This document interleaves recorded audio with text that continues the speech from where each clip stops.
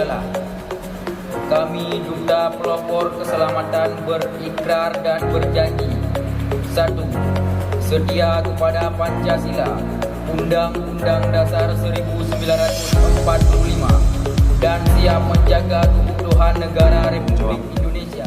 Kita semua tahu tantangan yang kita hadapi dalam menjaga keamanan dan ketertiban masyarakat semakin kompleks. Oleh karena itu, ini merupakan langkah awal yang sangat penting untuk memastikan seluruh personil kita siap dalam segala situasi.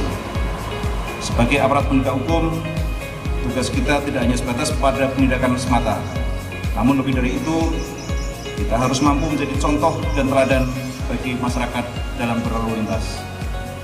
Kita harus menunjukkan bahwa kepatuhan terhadap peraturan lalu lintas bukanlah suatu beban, melainkan suatu kebutuhan untuk menjamin keselamatan kita semuanya.